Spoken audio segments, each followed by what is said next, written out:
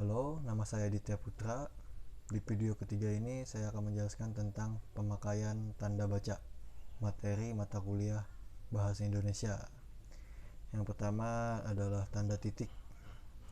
Tanda titik dipakai pada akhir kalimat pernyataan. Tanda titik dipakai di belakang angka atau huruf dalam suatu bagan ikhtisar atau daftar. Tanda titik juga dipakai untuk memisahkan angka jam, menit, dan detik yang menunjukkan waktu atau jangka waktu. Tanda titik dipakai dalam daftar pusaka di antara nama penulis, tahun, judul tulisan yang tidak berakhir dengan tanda tanya atau tanda seru, dan tempat terbit. Tanda titik dipakai untuk memisahkan bilangan ribuan atau kelipatannya menunjukkan jumlah. Yang kedua adalah tanda koma. Tanda koma dipakai di antara unsur-unsur dalam suatu pemerincian atau pembilangan. Tanda koma dipakai sebelum kata penghubung seperti tetapi, melainkan, sedangkan dalam kalimat majemuk atau setara. Tanda koma dipakai untuk memisahkan anak kalimat yang mendahului induk kalimatnya.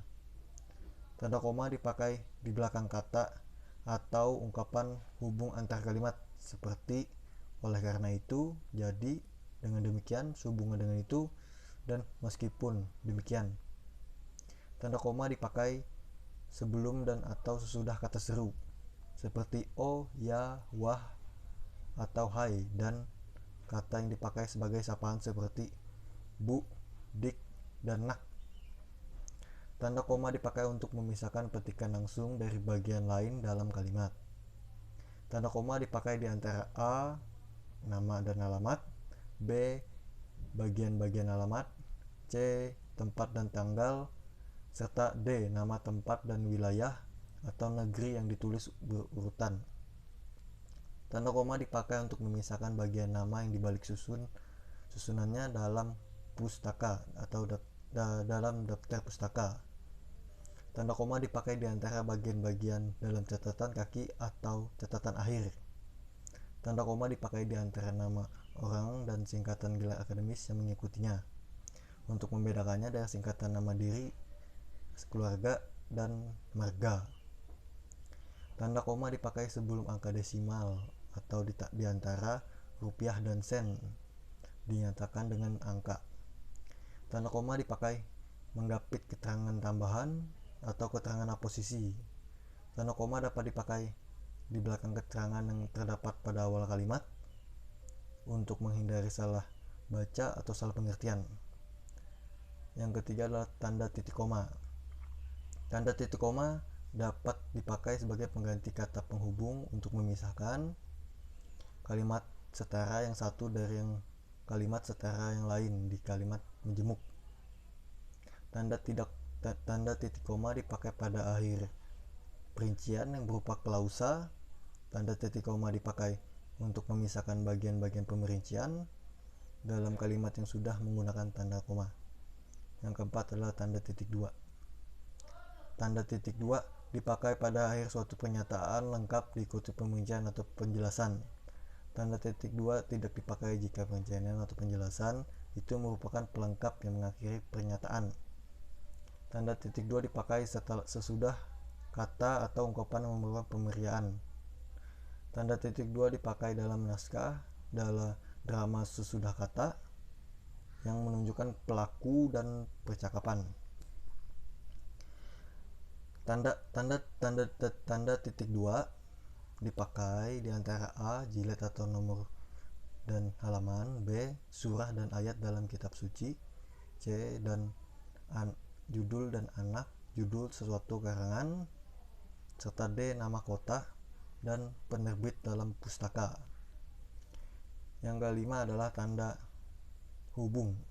Tanda hubung dipakai untuk menandai bagian kata yang terpenggal oleh pergantian baris. Tanda hubung dipakai untuk menyambung unsur kata ulang. Tanda hubung dipakai untuk menyambung tanggal, bulan, dan tahun yang dinyatakan dengan angka atau menyambung huruf dalam kata yang dieja satu-satu. Tanda hubung dapat dipakai untuk memperjelas hubungan bagian kata atau ungkapan. Tanda hubung dipakai untuk merangkai.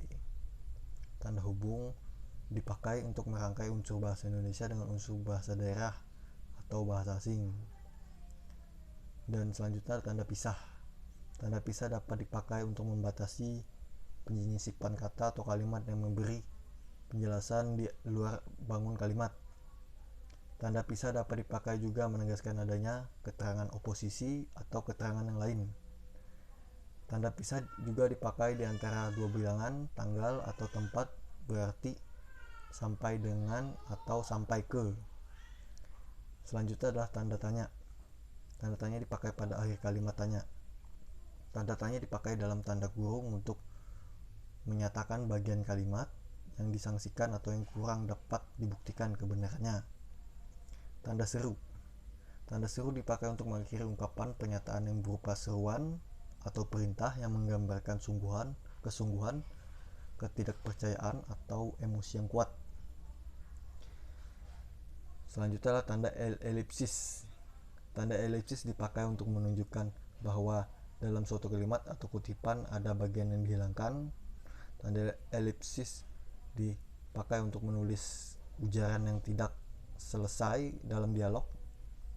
Selanjutnya ada tanda petik. Tanda petik dipakai untuk mengapit petikan langsung yang berasal dari pembicaraan atau naskah bahan tertulis lainnya. Tanda petik dipakai untuk mengapit judul sajak, lagu, film, sinetron, artikel, makalah, bab buku yang dipakai dalam kalimat. Tanda petik juga dipakai untuk mengapit istilah ilmiah, kurang dikenal, atau kata yang mempunyai arti khusus. Selanjutnya adalah tanda petik tunggal. Tanda petik tunggal dipakai untuk mengapit petikan yang terdapat dalam petikan lain. Tanda petik tunggal juga dipakai untuk mengapit makna, terjemahan, atau penjelasan kata atau ungkapan. Selanjutnya juga tanda kurung. Tanda kurung dipakai untuk mengapit tambahan, keterangan atau penjelasan. Tanda kurung juga dipakai untuk mengapit keterangan atau penjelasan yang bukan bagian utama tersebut.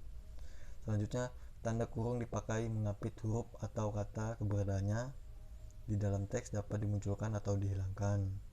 Tanda kurung dipakai mengapit huruf atau angka yang digunakan sebagai penanda pemerincian. Selanjutnya adalah tanda kurung siku.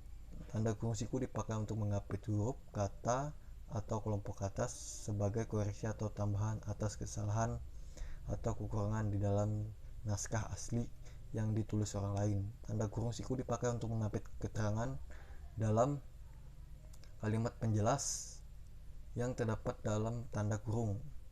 Selanjutnya adalah tanda garis miring. Tanda garis miring dipakai dalam nomor surat, nomor pada alamat, penanda masa satu tahun yang terbagi dari 2 tahun takwim. Selanjutnya tanda garis miring dipakai sebagai pengganti kata dan atau serta setiap. Tanda garis miring dipakai untuk mengapit huruf, kata, atau kelompok kata sebagai koreksi atau pengurangan atas kesalahan atau kelebihan di dalam naskah asli yang ditulis orang lain. Selanjutnya tanda penyingkat atau apostrof. Tanda penyingkat dipakai untuk menunjukkan penghilangan bagian kata atau bagian angka tahun dalam konteks tertentu. Sekian itu penyampaian untuk pemakaian tanda baca.